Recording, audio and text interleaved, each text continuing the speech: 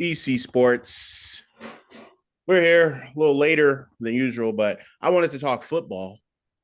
And I think football is good to talk about. We might get into fucking Izzy taking money out of my pocket and put it into Gonzalez's pocket.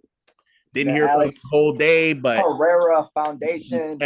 texts me for the whole day. Oh yeah, he knew that fight was over. But we'll get into that later. Danny, Ivan. So we're gonna talk about our teams today since we had the time and there's some stuff going on in both cities. Let's get to Vegas. That's Danny's squad since he left home and kind of traded on us. Went to Oakland, then they left, went to Vegas. Now he's dealing with what are they, 3-7 now? 2-7, and I don't even want to I don't even enjoy watching the game. But again, I'm immune to this. I've been a Raiders fan my whole life. Like I've seen the ups, the limited ups, but a lot of downs. And this is just another chapter in the books, man. What's your opinion on first of all, Carr's press conference? He got emotional, didn't he? Yeah, he got very emotional, and he's a gamer. That the biggest comment I'll give Derek Carr is this: he's a gamer. When the stakes are kind of high, he does show up sometimes. Like the game against Kansas City, he played his ass off. The game last year against the Chargers, Week 17 to clinch a playoff spot, played his ass off. 4-game winning streak to get into the playoffs last year. But to see him break down like that, it's like a mixed emotion of, yeah, you feel for the guy because he really does love the organization, but it's just the more he keeps saying it's on me, it's on me, it's on me, or like I'm pissed off that the guys aren't responding the way I'm responding. It's just the same old song and dance. And I'm not saying that Derek Carr isn't a good quarterback. At best ranking, he's probably in that 9 to 11 to 12 range. But at worst, I've seen him play where he's in the low 20s. 9 to 11? I would say at best, when he's on his game, I would say he's ranked anywhere between 9 and 12. It's a Bikram yoga stretch in my Kobe voice. Nah, come on. But I'll tell you this. I'm sick of hearing the same thing. If you're crying about it and you're pissed off, change something about it. The fact that you're climbing, he's a fucking quarterback. It's the damn dude. Okay, listen, I'm sick of I don't like the defenders, and I'm very unbiased when it comes to Derek Carr. It's more hate than love in this love-hate relationship. But I'm sick of him dropping back and climbing the pocket and trying to beat and make a play where he could roll out, or when he holds the ball on for too long, or when he just turns the ball over and makes an errant throw where it was clearly through your progressions, you saw your first read screen wide open and you're trying to shoot one deep to Mac Hollins in double coverage. What are you doing?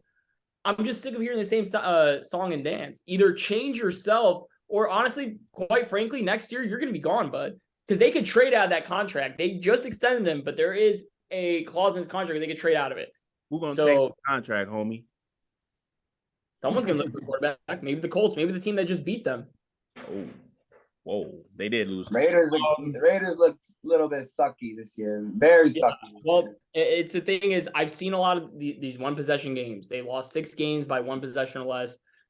At one point, it's okay, maybe we can roll the punches. But at this point, it's just getting ridiculous. We can't close out games. Our defense looks horrendous. Our offense is consistent of Devontae Adams getting a ton of targets and Josh Jacobs running the ball. If one of those things aren't working, if they're not in unison, the game's over. Because our defense is letting up points. Where does McDaniels fall in the blame or the issue? He's definitely has something to do with it. Obviously his scheme is quite complex to most. The best person who ran his scheme ever was obviously the greatest quarterback of all time. It was Tom Brady. We don't have 12 back there. We got number 4. He's not the same player. So the modern NFL caters to who your passer is, if you notice. Even pocket passers like Justin Herbert, they're catering the offense to him and his strengths. Derek Carr is not a type of guy where if you don't give him the confidence to be him, he's going to crumble. He needs someone to back him up. Like John Gruden gave him shit, but John Gruden instilled confidence in him. Jack Del Rio gave him shit, but not Todd Downing, Bill Musgrave, the offensive coordinator, and Jack Del Rio instilled confidence in him. He doesn't have that with Josh McDaniels. It's robotic reads, short passes, occasional deep shots, a lot of screens. Our offense isn't tailored to McDaniels' scheme. And it's going to take at least 2 years for that to build something. So do you think, he's like, there's some guys that are just coordinators. Like he's been in that Belichick That's system exactly what so he is. much. And you hit it right on the head, Dion. That's exactly what he is. Josh McDaniels Raiders. is nothing more than an offensive coordinator and possibly a QB coach. That's about it. Raiders are definitely missing John Gruden right now. They I got don't think they're missing John Gruden. I think they're missing Rich Bisaccia, the interim head coach. yeah, because he had them That guy was motherfuckers a leader winning. of men. That's Yeah, the one. he had them going. He had them going. He's the leader of men. That's the one thing. Sometimes it's like right in your face, bro.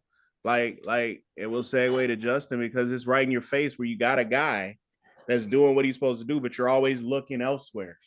Wait, let's do this. Look what he did with Tom Brady. Come on, bro.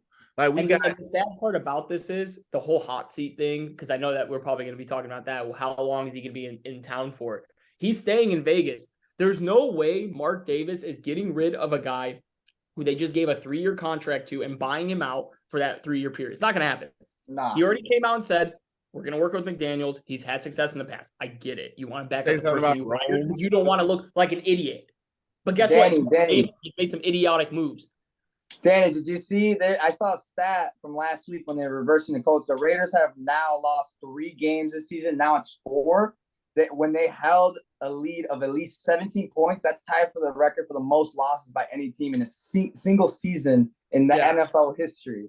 Yes, and like I said earlier, 6 games have been decided 1 possession or less. You're up 17-0 against Kansas City. You're up 17-0, 20-0 at one point against Jacksonville. You're up 20-3 against Arizona. I mean, I don't know what else to say about this team. I heard he got the proverbial lost the locker room today.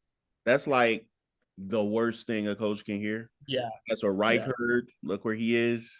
Like, I mean, I hate to say it. I feel for a lot of Raider fans who are kind of like in that boat where it's like, well, what else can we expect? Like, we just got Devontae Adams. We got all these weapons. We're supposed to be good. And when the expectations hit and the coaching isn't clicking and we're looking like this, it's just like, oh, brother, here we go again. It's going to be another rebuild soon. And it's sad because we just got Devontae Adams. Yeah. Is Derek Carr the reason why he came to Vegas? Because that's his college teammate? Does Devontae Adams actually really want to be a Raider for 4 more years? They felt now there's questions. He felt, all right, I'm going to play with my guy. We just got McDaniels, who's this shiny object that nobody really has tested. And the people that have tested, he either sucked or he just turned it down and went back to daddy. That's basically what happened. So at the end of the day, if you're not winning in the NFL, there's nothing else. But like you said, they just signed him for 3 years. He has to be there. You got to deal with it. But if they already talking about he lost the locker room and it's not even half the season. That's tough. That's tough. It is. It's very tough. And especially because it's the offense technically isn't the problem in a sense because they could put up the points. And, I saw Derek yesterday make some great throws and I saw him make some errant throws. It was just Derek Carr's natural game. It's just a normal Derek Carr game, but the defense is just Swiss cheese. Outside of Max Crosby and maybe Rock Yassin, their cover quarter, no one else on that defense can tackle. No one else on that defense on that front four. I don't know why we gave Chandler Jones $55 million. That guy needs to be gone by next year. If he's still in a Raider uniform next year, this franchise is completely under some kind of dirt. I don't know what's going on. Dude, me and Dylan were watching him. Dill, what's that dude name that was on Hard Knocks? Y'all safety. Oh, Jonathan Abraham, I think it was. Yeah, Jonathan Abram, gone. He's in Green Bay now. Yeah, they picked him off the waiver wire. He got cut. He was another one of those Gruden Mayock picks. Yep. I'm telling you, if we want to talk about the Raiders for this whole episode, it could be a 3-hour episode. No. About what happened.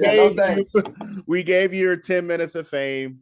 You want to talk more? We can talk. I got about what happened to the Bears. 2018 and now. Bears time. We're not talking about that trash ass team. We're going to I don't know, man. You guys... Justin. Speaking of that, this is what I have an issue with some fans. I don't know if y'all are the same, but I hate when people say the Bears are this way. The regimes, right? Like you just said, the regime. They were the Gruden regime. That's what Abram is. What's his name? Roquan Smith and Robert Quinn were of the old regime. Everybody's like, we just traded away our best That's very true. player. Very true. They don't want them. Yeah. They don't want, even if they succeed, like I said before, if they succeed, they're just going to say, oh, well, that's who Ryan Pace got. Fuck that. So what I wanted to get to today, because it's all over the radio, everybody's talking. There's basically two sides in Chicago right now. There's a side of, why are you guys happily losing? And then there's a side of, we're developing Justin and we're playing competitively, although we are losing, but with the losses, we are gaining draft capital. What do you guys say on that? Well, for me, I think honestly, you got to look at other blueprints in the NFL, because the Bears are in a really good position. They have $100 million of cap space going into next year. Amazing. They're obviously going to try to retool that line to give Justin some protection. The poor guy is taking shot after shot after shot yesterday and throughout the whole season. They got to retool what they got on offense. I don't know why they gave up a second-round pick for Chase Claypool. That's another thing we can get into. But their defense is going to be rebuilt. I think you have to go for wins, though. I think being happy about losing and Justin plays great is great up until a certain extent. Like, why not win these games and become competitive enough to battle for a playoff seed? Because guess what? You have your first-round pick. You already have your first-round pick, and you have a few seconds. You have a deep draft. You guys could play, I guess, make a few plays here and there. I don't know what it is. The Bears are getting into shootouts. They're losing these games. If you were to look at some of their last three, I think they scored 30 or more in each game, or 29 or more in each game, and lost all three.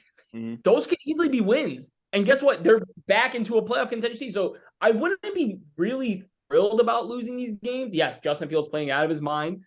But at the same time, man, you guys can go the Philadelphia Eagles route and rebuild while competing. That's why they're in the position that they're in. Why would I want to go to the playoffs this year? I wouldn't want to see him in the playoffs this year. Why wouldn't you want to go in the playoffs this year? Because, bro,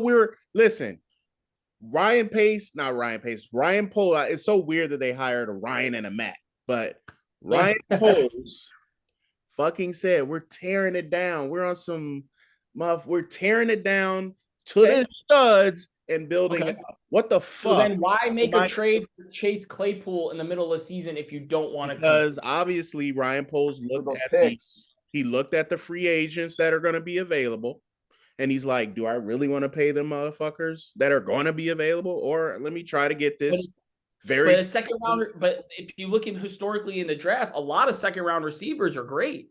DK Metcalf was a second round pick. Who's better? You have a second rounder. That's the whole point. If you're a GM, I know, but why not hoard your picks and then you could do more with it during the trade time? If you're really going to try to tear it down, the Bears' talent isn't that bad. Why go for Claypool if you're going to tear it down? I'm saying I would say the reason why they went for Claypool in my head is, okay, we can compete while rebuilding. We're going to tear it all down. They wouldn't have made that move. But they traded away the leading tackler in the entire NFL. Yes. And the guy that set the record for sacks. Wanted to get paid, but he also wanted to get paid a ton. And if that's not the system that they want to run, or he's not their guy, I can understand that. All right. So that's what I'm saying. You're saying we have talent outside of Justin. I'm talking about offensively. I was talking about your offensive play. Outside of Justin, I think but Mooney. I think Cole Kmet is starting to wake up. To be honest, he's starting to actually get manifest chemistry with Justin Fields. He's starting to actually break out. He's had 28 games in a row without a touchdown. Since October 24th. Who was that? Cole Kmet. Oh yeah, absolutely. Oh yeah, Kmet. I started him in fantasy a couple leagues. Young tight end. You got that building block. You got Mooney. You got Herbert and Montgomery and Fields. And I know Montgomery's not having a stellar year, but he's still a threat. Why would I want to fuck up my – oh, my God. How about those Eagles? 23-14 right now.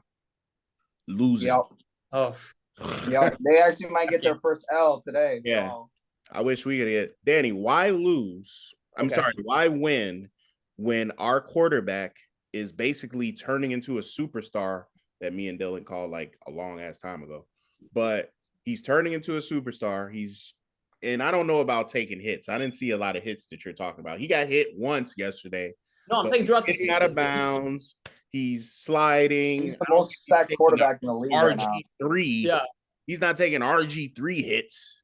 You know what I'm saying? To Ivan's point, he is the most sacked quarterback in the NFL. He does take a lot of shots, and it might have not the lack of talent because there's no one blocking for him, bro. No, the offensive line is absolute garbage right now. I'm okay. Okay, I'm not okay with tanking. Okay, I don't think they're tanking though. But the thing is, like, okay, but what I'm saying is, if they're not tanking, then they're competing to win. But you're saying they're like, we should be happy that we're losing, but Justin looks good. Yes, be happy that your quarterback is a potential star in the league. But I wouldn't be so happy to say, like, oh, we just took another L. Like, finishing 9, okay, if they finished 9-8 or 10-7 and they're the 6th or 7th seed in the NFC, you wouldn't want that. You wouldn't want not looking too wild card playoff game. Well, no, Danny, because first of all, if we do, just say we did, 3/4 of those dudes ain't gonna be here next year. That's not this isn't our team, right? They knew if you're a GM and the Bears hired everybody, bro. If you're my GM and I'm your head coach, you're not going to come in and be like, I think we got Fields, maybe the running back. Other than that, bro, let's evaluate everybody and get the fuck out. They evaluated for 6 games. They got rid of their best defensive players, and they're playing competitively. Just like Eberflus said in his interview, he's like, hey, because they asked you, how does it feel to keep taking these L's? He's like, you know what? They're learning. They're still having a winning mentality. Yeah, there's culture. There's culture that they're building. So, and winning is a part of that culture. Is going to be in the future, right? But right now, if you're in these games and they're decided by 3 points or less, 4 points less, 1 or 2 plays happen, they win these games. Wouldn't you guys be even more thrilled in Chicago? We got this young, exciting team that, yes, some of these guys won't be there next year, but go on a run, maybe get to a wild card game. Remember how you said tanking, bro?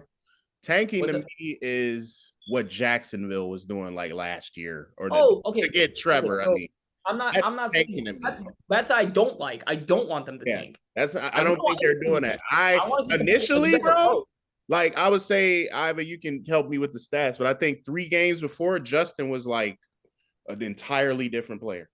And we were absolutely. I was talking to Dylan like, bro, I don't think he's gonna be here next year. I think they're basically fucking setting him up to fail. And some fucking miraculous thing, when I saw him running set plays, I'm like, what the fuck? Because he's actually doing stuff. Yeah.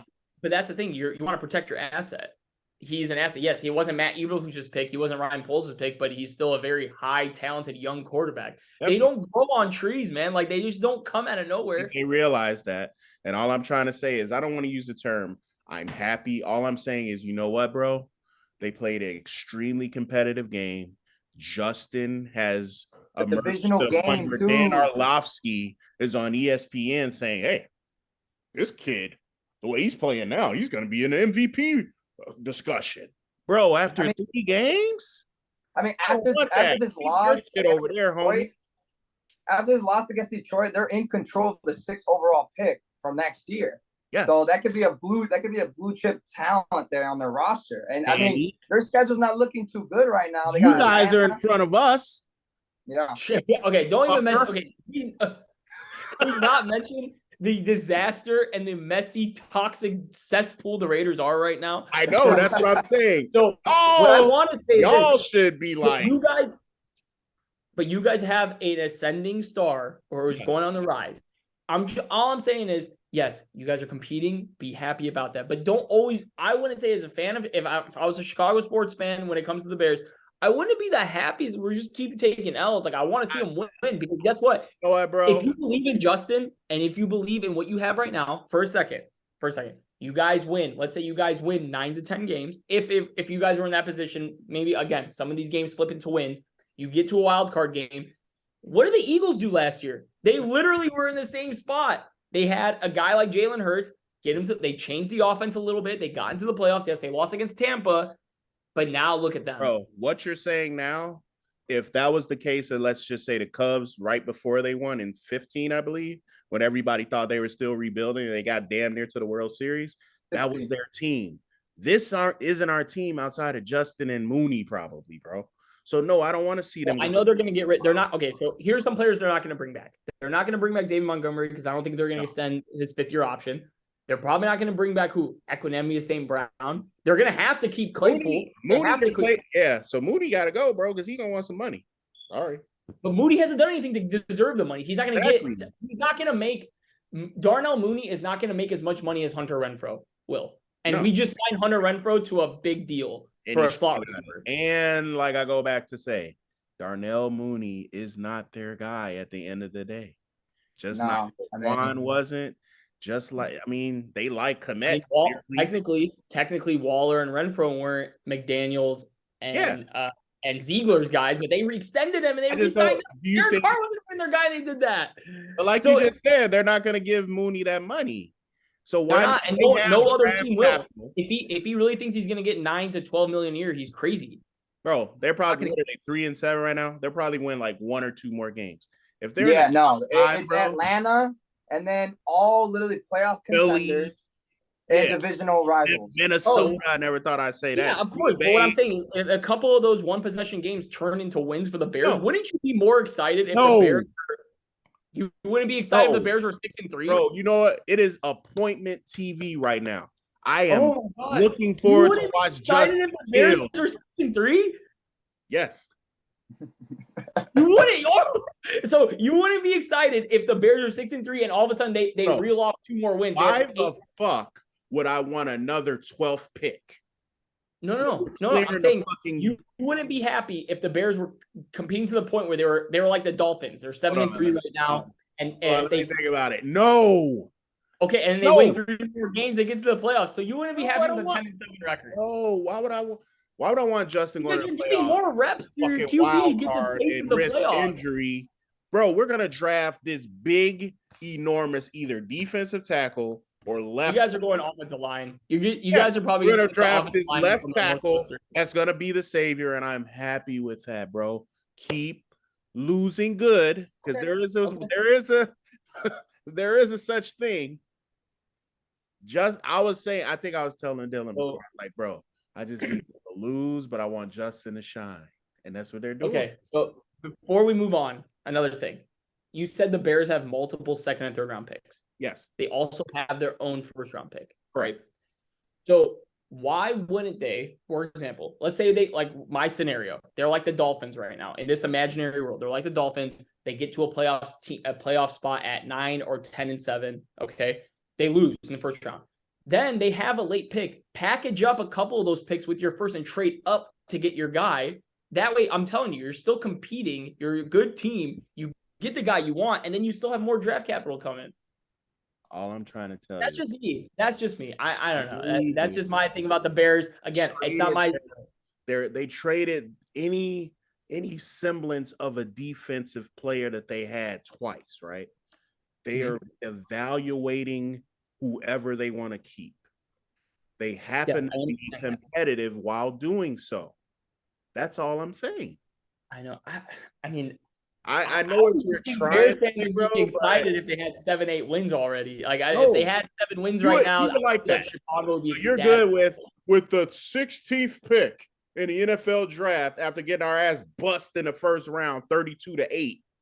The Bears select John Bosco from Idaho State at left tackle. Get the fuck out of here. I want that big motherfucker. I'm telling you, the city of Chicago would be thrilled if the Bears finished 10-7 and go to the playoffs. I'm telling you that. They haven't tasted. Oh my. Okay, never mind. All right. They haven't tasted right. Why? It's a rebuild, bro. That's like saying we wanted the Cubs to win when Theo got hired. It's a process, bro. Of course it is. That's all I'm saying. But why would you? You're still from Chicago. In the past 4 games, they were competing. They were basically one score. Besides the Cowboys game, and even the Cowboys game, they rallied. They probably if they would have made a few stops, a couple errors. Competitive, right? Winning mannerisms. Competitive. That's all I'm trying to say, Dan. I want to be. I know it sounds. I want to be 5-12. With Justin healthy, he got his fucking ear ripped off in the game. That's what I'm saying. Why do I want my quarterback to go to the playoffs against a real team? Playoff? For what playoffs? Fuck that. It's like practice right now. I'm trying to build a winning tradition, like my coach said today, with the guys that they want. Now, if Poles drafts and gets free agents and they suck in 2 years and Justin's still here, then we can revisit. And I'll be like, you know what, Danny, you were right. But you got to see what these guys can do. Now, with the last few minutes, let's get to UFC. 281 was a slugfest. I watched 4.5 hours of fights on Saturday.